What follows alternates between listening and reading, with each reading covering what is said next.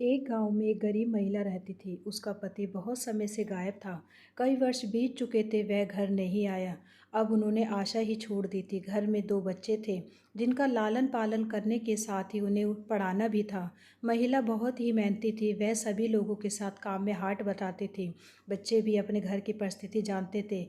एक बार गांव में रामलीला हो रही थी। उस महिला के एक बालक ने कहा, माँ, मैं एक दुकान खोलना चाहता हूँ। माँ ने कहा, बेटा, मेरे पास इसके लिए रुपए नहीं हैं, बहुत धनराशि की ज़रूरत होती है। किसी से उधार भी नहीं लेना चाहती। बेटे ने कहा, आपके पास कुछ तो होंगे। माँ ने कहा, मेरे पास केवल 50 रुपए हैं, इनसे क्या होगा। बेटे ने कहा, माँ, इतना ही सही, मैं इतने ही रुपए से शुरुआत करता हूँ। माँ ने उसे वो रुपए दे दिए। उसने उन रुपयों से एक टॉफ़ी का पैकेट खरीद लिया और उन टॉफ़ियों को बेचकर उसने 25 रुपए मुनाफा कमा लिया।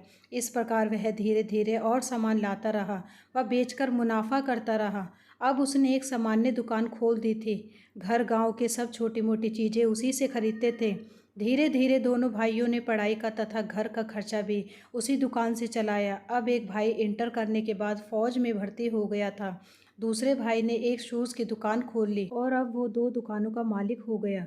घर गांव में उनकी अच्छी चहल पहल है। उनकी माँ बार बार इस बात को कहती है कि मेरे बच्चे आज जो भी हैं उन 50 रुपयों की बदौलत है। मेरे वे 50 रुपये ही भगवान निकले। लेकिन सच्ची बात तो ये है कि हमें धन की कीमत समझनी चाहिए।